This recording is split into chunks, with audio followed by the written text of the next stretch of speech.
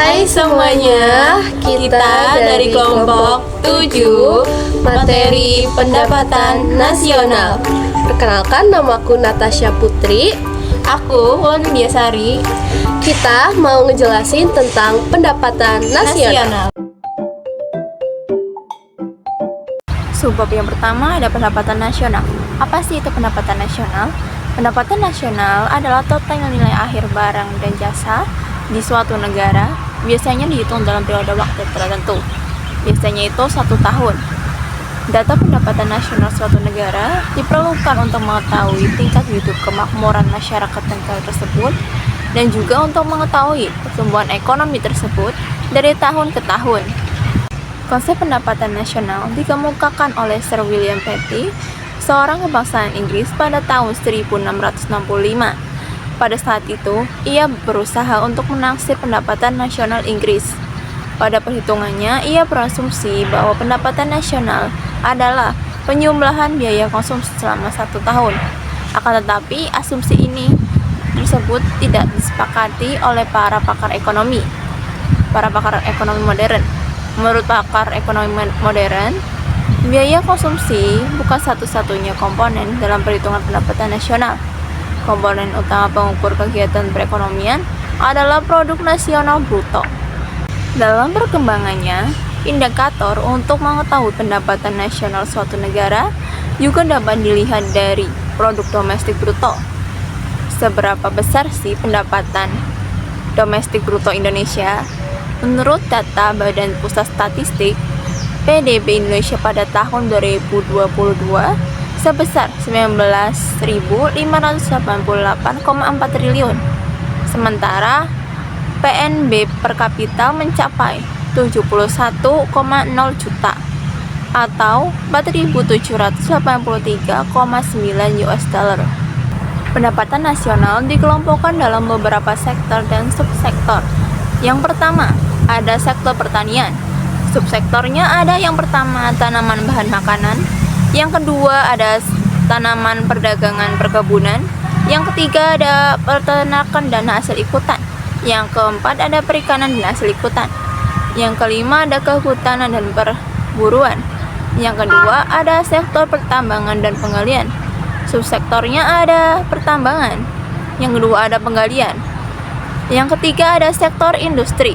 Subsektornya ada industri besar dan sedang, yang kedua ada industri kecil, yang ketiga ada industri kerajinan rumah tangga, yang keempat ada sektor gas, listrik, dan air minum, yang kelima ada sektor bangunan, yang keenam ada sektor perdagangan restoran dan hotel.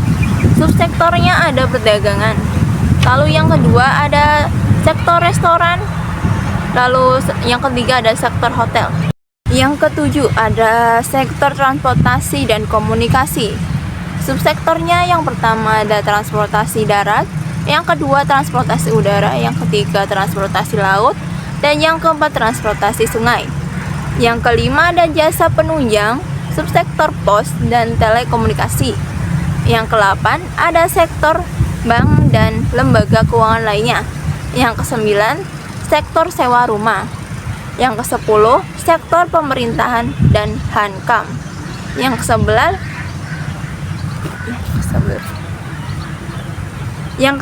sektor jasa-jasa. Itu adalah 11 sektor yang ada di pendapatan nasional. Oke, jadi subbab yang kedua ada pendapatan nasional di negara berkembang, yaitu mengalami pertumbuhan yang pesat pada awal tahun 1900-an. Bagaimana dengan Indonesia pada masa kini? Pada tahun 2022, produk domestik bruto atau PDB Indonesia tumbuh sebesar 5,31% dibanding tahun 2021, yaitu sebesar 3,70%. Istilah pendapatan nasional, produk domestik bruto, dan produk nasional bruto menunjukkan beberapa konsep pendapatan nasional.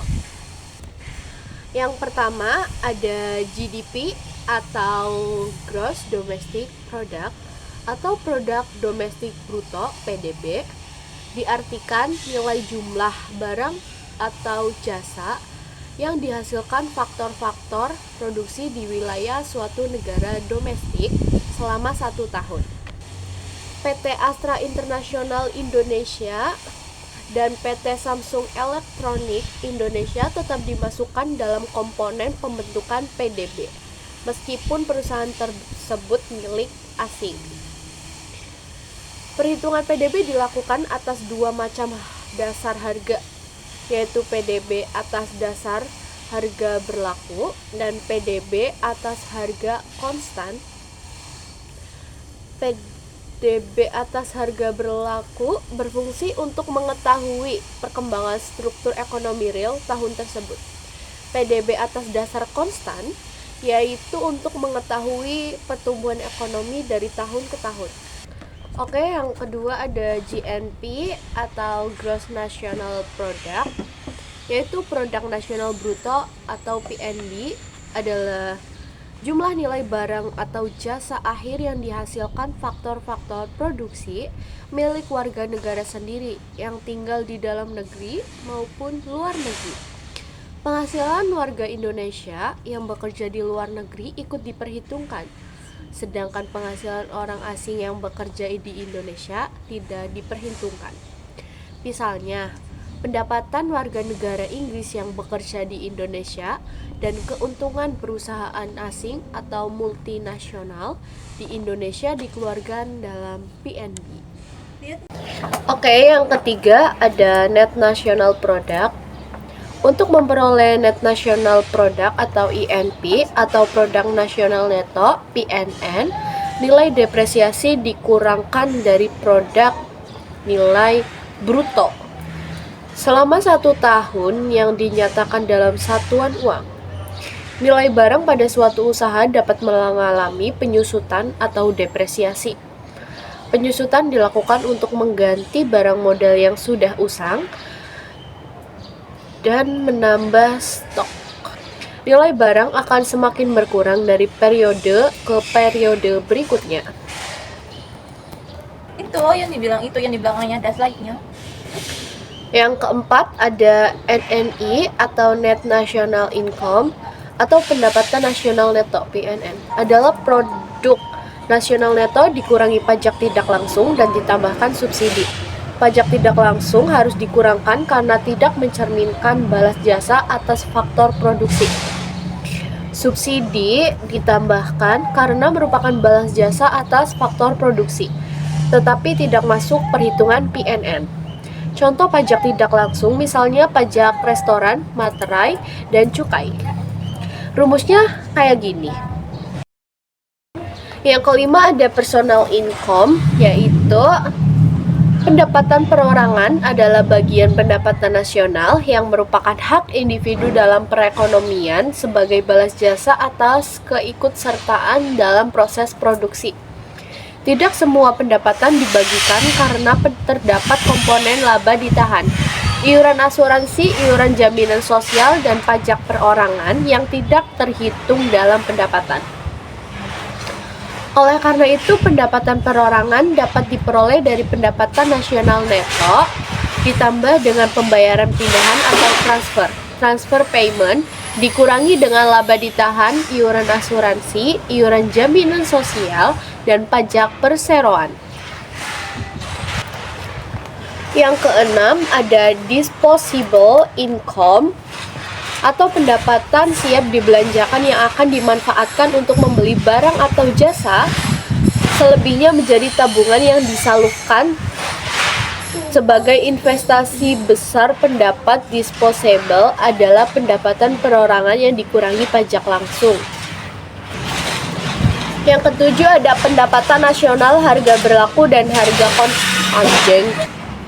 Yang ketujuh ada pendapatan nasional harga berlaku dan harga konstan. Pendapatan nasional menurut harga berlaku merupakan nilai barang dan jasa yang dihasilkan suatu negara dalam 1 tahun dinilai menurut harga yang berlaku pada tahun tersebut. Yang kedelapan ada pendapatan domestik regional bruto atau PDRB. Istilah PDRB berkaitan dengan produk nilai produksi barang atau jasa yang diproduksi di wilayah tertentu dalam jangka waktu 1 tahun. Yang kesembilan ada pendapatan per kapita. Perhatikan, nggak usah. Yang kesembilan ada pendapatan per kapita, yaitu dalam lingkup negara pendapatan per kapita, orang dalam 1 tahun itu disebut pendapatan per kapita. Pendapatan per kapita merupakan pendapatan rata-rata penduduk per kapita tiap orang dalam suatu negara atau wilayah. Untuk subbab yang ketiga, ada metode perhitungan pendapatan nasional. Untuk menghitung pendapatan nasional terdapat 3 metode. Yang pertama ada metode produksi, yang kedua ada metode penghasilan atau penerimaan, dan yang ketiga ada metode pengeluaran. Yang pertama ada metode produksi. Metode ini pendapatan nasional adalah jumlah nilai produksi akhir barang dan jasa yang dihasilkan oleh aktivitas produksi seluruh warga negara suatu negara dalam jangka waktu tertentu. Umumnya dihitung dalam 1 tahun. Dan yang kedua ada metode penghasilan. Metode ini pendapatan nasional adalah jumlah seluruh penghasilan yang diperoleh para pemilik faktor produksi sebagai hasil dari proses produksi barang dan jasa suatu negara dalam jangka waktu tertentu yang umumnya dihitung dalam 1 tahun. Hasil penjumlahan ini merupakan pendapatan nasional neto atau net national income. Yang ketiga ada metode pengeluaran. Metode ini yang dihitung bukan nilai dari transaksi antara penjual dan pembeli, tetapi nilai jasa dan barang akhir. Mengapa? Tujuannya untuk menghindari perhitungan ganda. Pendapatan nasional dihitung dengan menjumlahkan pengeluaran rumah tangga, konsumsi atau consumption, pengeluaran pemerintah atau government expenditure, pengeluaran investment atau investment, serta selisih nilai ekspor dan impor. Berikut ini contoh perhitungan agar tidak terjadi double accounting. Contoh soalnya ada usaha tani padi Abah menghasilkan padi sebanyak 1000 kilo dijual seluruhnya dengan harga 100 kilo per kilo. Dalam berusaha tani tersebut, tanah yang digunakan adalah dari menyewa orang lain. Karena Abah sudah tua, maka pengelolaan tanah, pemeliharaan tanah, dan pemanenan dikerjakan oleh orang lain yang dengan diberi upah. Biaya-biaya yang dikeluarkan tersebut adalah sebagai berikut. Yang pertama, membeli bibit 50 kilo seharga 100. Yang kedua, beli obat-obatan 5 liter seharga 2000. Yang ketiga, beli pupuk 200 kilo sebesar 100. Dan yang ketiga, membayar sewa tanah sebesar 20.000. Yang selanjutnya membayar upah tenaga kerja 20.000. Yang terakhir penyusutan barang modal seperti aktivitas tetap, sprayer, cangkul, dan lain-lain diperhitungkan sebesar 5.000. Data tersebut kalau kita buat pembukuan adalah sebagai berikut. Oke, selanjutnya ada manfaat perhitungan pendapatan nasional. Yang pertama itu ada mengetahui dan menelaah susunan atau struktur perekonomian. Yang kedua ada membandingkan kemajuan perekonomian dari waktu ke waktu. Yang ketiga ada membandingkan perekonomian antar negara atau antar daerah. Dan yang selanjutnya menjadi pedoman dalam merumuskan kebijakan pemerintah. Subbab yang kelima ada kegiatan produksi atau transaksi-transaksi pasar yang tidak diperhitungkan dalam pendapatan nasional. Bahwa yang ditimbulkan dalam pendapatan nasional adalah pendapatan yang timbul akibat adanya aktivitas produksi. Bila kita ingat arti produksi, maka banyak sekali kegiatan yang termasuk produksi. Misal, kegiatan ibu rumah tangga, mengurus anak-anaknya, memasak, mencuci, dan lain-lain. Walaupun demikian, tidak semua kegiatan produksi ini dihitung dalam pendapatan nasional. Langkah ini bukan karena alasan konsep, melainkan karena alasan praktis saja. Selain itu, ada pula transaksi melalui kasir yang tidak dihitung dalam pendapatan nasional.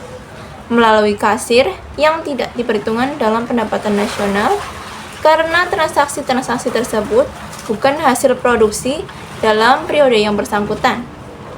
Kegiatan atau transaksi-transaksi pasar yang tidak diperhitungkan dalam pendapatan nasional adalah yang pertama, ada kegiatan-kegiatan ilegal. Seperti kegiatan yang melanggar hukum, walaupun kegiatan tersebut bermanfaat, memberikan pendapatan bagi pihak-pihak tertentu. Yang kedua, ada pembayaran transfer atau transfer payment, pembayaran yang bukan merupakan hasil produksi.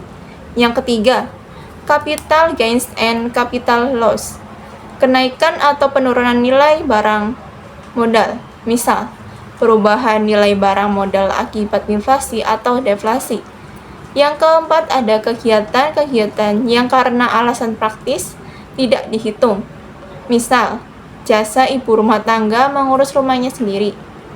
Yang terakhir, ada transaksi-transaksi yang tidak melalui pasar tetapi dihitung dalam pendapatan nasional, yaitu untuk menaksirnya digunakan harga umum yang berlaku. Transaksi-transaksi ini misalnya hasil produksi yang dikonsumsi sendiri, pembuatan bangunan seperti rumah, jembatan, saluran irigasi, dan lain-lain. Secara gotong royong, upah yang tidak berwujud uang, fasilitas perumahan dinas, dan lain-lain. Materi selanjutnya ada transaksi-transaksi yang tidak melalui pasar tetapi dihitung dalam pendapatan nasional. Untuk menaksirnya digunakan harga umum yang berlaku. Transaksi ini misalnya hasil produksi yang dikonsumsi sendiri, pembuatan bangunan seperti rumah, jembatan, saluran irigasi, dan lain-lain. Secara gotong royong, upah yang tidak berwujud uang, fasilitas perumahan dinas, dan lain-lain. Oke, jadi kesimpulan dari pendapatan nasional ini kita bisa tahu perekonomian suatu negara dan kita bisa tahu total nilai barang atau jasa yang diproduksi setiap periode tertentu. Terima kasih.